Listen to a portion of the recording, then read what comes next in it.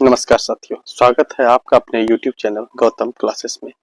आज बात करते हैं बीमारू राज्य की। वह राज्य जो आर्थिक रूप से विपन्न होता है, गरीब होता है, जिसमें सुख सुविधाओं का अभाव होता है, ऐसे राज्य को बीमारू राज्य कहते हैं। बीमारू राज्य में आधारभूत संरचनाओं का अभाव होता है। परिवहन, इंफ्रास्ट्रक्चर, सूचना प्रौद्योगिकी, इन सब चीजों का अभाव होता है। लोगों को अनेक प्रकार की समस्याओं का सामना करना पड़ता है।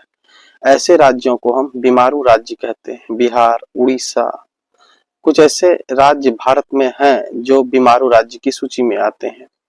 और अब बात करते हैं सुशासन की। सुशासित राज्य वह राज्य जिसमें लोगों को अनेक प्रकार की सुविधा उपलब्ध होती है, उसे सुशासित राज्य कहते हैं।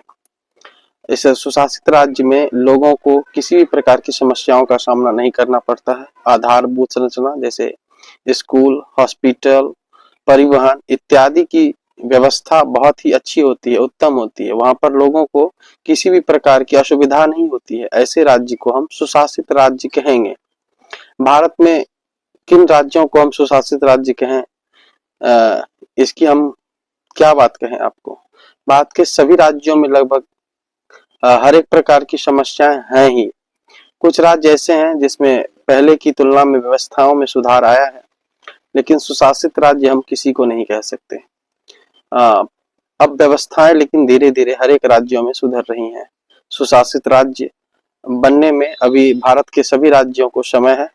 हम आशा करते हैं कि हमारे देश की सरकार सुशासित राज्यों का निर्माण करने में ठोस कदम उठाए और हमारे देश के सभी राज्य सुशासित राज्य बने, जहां लोगों को अपने जीवन यापन करने में किसी भी प्रकार की समस्याओं का सामना ना करना पड़े।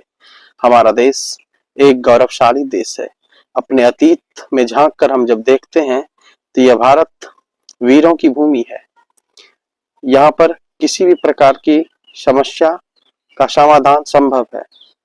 बने रहे मेरे साथ। मेरे चैनल को लाइक करें, शेयर करें, सब्सक्राइब करें। बहुत बहुत धन्यवाद।